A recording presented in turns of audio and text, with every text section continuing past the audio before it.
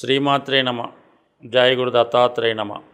ఈ వీడియోలో మనం సెప్టెంబర్ 1వ తారీఖు నుంచి 30వ తారీఖు మధ్యలో జరగబోయే మాస ఫలితాలు ధనుస్సు రాశి వారికి ఏ విధంగా ఉండబోతున్నాయి అన్న విషయాన్ని మనం ఈ వీడియోలో పరిశీలిస్తే, చాలా గ్రహాలు ఈ నెలలో మారడం జరిగింది. అది సప్తమ స్థానంలో కుజగ్రహ సంచారం. ఇది కొంతవరకు జాతకుడికి తన వృత్తి విషయాల్లో వేగాన్ని పెంచే అవకాశం ఉన్నది. పెళ్లి విషయంలో ఒక నిర్ణయానికి రావడం జరుగుతూ ఉంటుంది.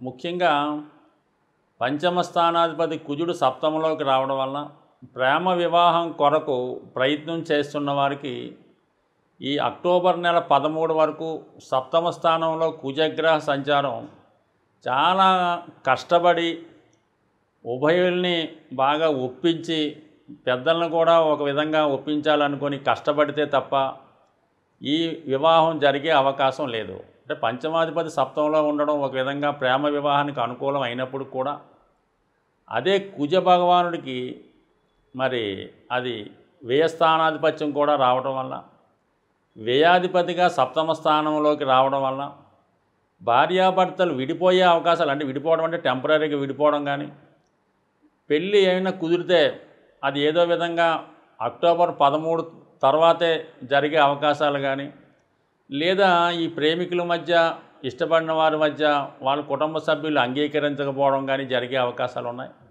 ఆల్రెడీ వివాహం అయిన వాళ్ళు కూడా ఏదో మనస్పర్ధలు లాంటివి వచ్చే అవకాశం ఉన్నది. సో ఏదైనా కలిసి ఉంటూ విడిపోవడం కాదు కానీ కలిసి ఉంటూ గొడవలు పడేలాగా ఉంటుందన్నమాట. విడిపోవడం అన్న సాధారణంగా జరిగే అవకాశం ఉండదు. ఎందుకంటే కుజుడు ఈ రాశి వారికి, ధనుసు రాశి వారికి శుభుడు కాబట్టి, కుజుడు యొక్క స్వభావం ఎలా ఉంటుందంటే, ఏదన్నా పొరపాటు జరిగినా ఖచ్చితంగా దానికి పనిష్మెంట్ ఇస్తాడు. పనిష్మెంట్ ఇచ్చి మళ్ళీ దాన్ని సరిదిద్దే ప్రయత్నం చేస్తూ ఉంటాడు. వీళ్ళిద్దరి మధ్య ఇప్పుడు ఏదో విధంగా భార్యాభర్తల మధ్య గొడవలు వచ్చినా ఇద్దరికీ కూడా భార్య విలువ భర్తకు తెలిసేలాగా, భర్త విలువ భార్యకు తెలిసేలాగా గుణపాఠం నేర్పి మళ్ళా వాళ్ళని చక్కగా కలిపే అవకాశం ఉంటుంది. ఈ ధనుసు రాశి వారికి ఏంటంటే, భార్యాభర్తల మధ్య ఎంత ఎక్కువ గొడవ పడితే వారు అంత కలిసి ఉన్నట్టు, వాళ్ళ బంధం అంత శాశ్వతమైనట్టు అర్థం చేసుకోవాలన్నమాట. ఇది ఎప్పుడు కూడా గొడవల మధ్య వాళ్ళ బంధం పెరుగుతుంది తప్ప తరిగే అవకాశం లేదు. ఇక సప్తమాధిపతి భాగ్యస్థితి, భాగ్యాధిపతితో కలిసి ఉండడం, ఇది అద్భుతమైనటువంటి యోగాలు ఏర్పడ్డాయి. ముఖ్యంగా మిగతా రాశుల వారికి ఇది బుధాదిత్య యోగంగాను, అలాగే నిపుణ యోగంగాను కనబడుతుంది తప్ప, కేవలం ధనుసు రాశి వారికి భాగ్య రాజ్యాధిపతి యోగం అన్నమాట. ఇది ఒక అద్భుతమైనటువంటి, అంటే భాగ్యాధిపతి అదృష్టాన్ని ఇచ్చే గ్రహం, రాజ్యాధిపతి వృత్తినిచ్చే గ్రహం రెండు కలిసి ఉండడం వల్ల, సహజంగా భాగ్యస్థానంలో ఏర్పడడం వల్ల జాతకుడికి 100% వృత్తిలో అపూర్వమైనటువంటి సక్సెస్ వస్తుంది. విజయ అవకాశాలు పెరుగుతాయి. వృత్తిలో బాగా నైపుణ్యాన్ని పెంచుకుంటాడు. తన యొక్క నేమ్ అండ్ ఫేమ్ విపరీతంగా పెరిగే అవకాశం ఉంటుంది. అంటే గవర్నమెంట్ సర్వీస్లో ఉంటే వృత్తిపరంగా బాగా డిమాండ్గా, బాగా అభివృద్ధికరంగా చాలా నేమ్ అండ్ ఫేమ్ వచ్చే విధంగా ఉంటుంది. అదే ఏదన్నా ప్రైవేటు సంస్థలకు సంబంధించిన వాళ్ళంటే ఎక్కువగా ఈ ధనుసు రాశి వారు ఈ జ్యోతిష్కులు, పౌరోహిత్యం చేసేవారు, ఉపాధ్యాయులు, న్యాయవాది వృత్తి వాళ్ళు ఎక్కువగా ఉంటారు కాబట్టి వాళ్ళకి అనూహ్యంగా వృత్తిలో విజయం లభిస్తుంది. ఆర్థిక పరంగా అనుకూలంగా ఉంటుంది. అయితే వృత్తిపరంగా ఒక టెక్నిక్ ఏంటంటే, వాళ్ళకి వాళ్ళు ఒక వృత్తి పర్సనల్గా వాళ్ళకి ఆ నెలకి ఎంత అవసరమో అంతే వస్తుంటుంది. కారణం ఏంటంటే, మరి 3వ స్థానంలో ఉన్నటువంటి శని భగవానుడు భాగ్యస్థానాన్ని వీక్షించడం వలన మీకు నెలంతా కష్టపడినా ఆ 3 లక్షలు అవుతుంది. ఏ విధంగా కష్టపడినా ఆ 3 లక్షలు వస్తాయి తప్ప దాన్ని పెరగడం కానీ తగ్గడం కానీ జరిగే అవకాశం లేదు. కాబట్టి మీరు ఆ విధంగా ఈ నెలంతా కూడా కేవలం మీకు నెలంతా వచ్చే ఆ ధనంతోనే సరిపెట్టుకోవడం. అంటే 3 లక్షలు అంటే కామన్గా ఇప్పుడు జీవన విధానానికి వ్యక్తి సంపాదించాలంటే నెలకి ఎంత సంపాదించాలంటే 3 లక్షలు సంపాదిస్తే వాడు సంపాదన అనుకూలంగా ఉన్నట్టు ప్రస్తుతం నిర్ణయించడం జరుగుతూ ఉంటుంది. దాన్ని ఎక్కువ సంపాదించేవాడు వాడి యొక్క అదృష్టం, తక్కువ సంపాదించేవాడు వాడు డెఫిసిట్లో పడుతుంటాడు. సరే, కామన్గా మీ సంపాదన అంటే బొటాబొటిగా గటాగటిగా ప్రాంతాలను బట్టి మారుతూ ఉంటుంది. కాబట్టి ఖచ్చితంగా మీకు సరిపోయే విధంగా ఖచ్చితంగా మాత్రం ఈ నెలంతా కూడా ధన సంపాదన ఉంటుంది. అది నిజాయితీగా ఉంటుంది. కాబట్టి జాగ్రత్తగా వ్యవహరిస్తే మంచిది. అయితే దశమ స్థానంలో శుక్రగ్రహ సంచారం, కేతువు కలిసి ఉండడం వలన అనవసర బాధ్యతలు, ఇతరుల యొక్క బాధ్యతలు నెత్తిన వేసుకోవడం, అనవసర ఖర్చులు పెట్టడం, ఆడంబరాలకు పోయి ఎక్కువగా ఇబ్బంది పడే సూచనలు ఉన్నాయి. కాబట్టి సాధ్యమైనంత వరకు ఇటువంటి వ్యవహారాలకి లోనవ్వకుండా మనసులో ఉన్నటువంటి మానసిక బలహీనతలు, అంటే 6వ స్థానం అధిపతి శుక్రుడు. ఈ శుక్రుడే మరి 6వ స్థానం అంటే శత్రుస్థానం. శత్రువులు అంటే బయట శత్రువులు కాదు, అంతర్గత శత్రువులు. మనిషికి ఉన్నటువంటి బలహీనతలు, ఈ కోపం, ఈ బలహీనత, ఈర్ష, అసూయ, ద్వేషం, పగ, ఇవన్నీ కూడా ప్రతి మనిషిలో కూడా ఉంటాయి. ధనుసు రాశి వారికి దానికి శుక్రుడు కారణం. అటువంటి శుక్రుడు నీచలో పడి కేతువుతో కలిసి ఉండడం వలన కంపల్సరిగా కలవకూడని వారిని కలుసుకోవడం, కలవకూడని అలవాట్లు, వెళ్ళకూడని ప్రాంతాలకు వెళ్ళడం, అంటే కొన్ని పేర్లు చెప్పడం వల్ల ఏంటంటే కొంతవరకు వ్యక్తులు బాధపడవచ్చు, అవతల వాళ్ళకి ఇబ్బంది కలగవచ్చు. సో ఏదేమైనా ఇటువంటి ఆలోచనలు, అటువంటి పరిచయాలు ఎంత తొందరగా ఈ ధనుసు రాశి వారు వదిలిగొట్టుకుంటే వాళ్ళ జీవితం అంత తొందరగా బాగుపడే అవకాశం ఉంటుంది. ఇంకా అదే ఊబిలో, అదే బురదలో ఉందామనుకుంటే ఇంక జీవితాంతం అదే జరిగే అవకాశం ఉంటుంది. ఈ సెప్టెంబర్ నెలలో మనకి ఎక్కువగా భాద్రపద మాసం నడుస్తూ ఉంటుంది. ఎక్కువ మంది కొద్దిగా హెల్త్ పరంగా ఇబ్బంది పడుతుంటారు, రాసులతో సంబంధం లేకుండా.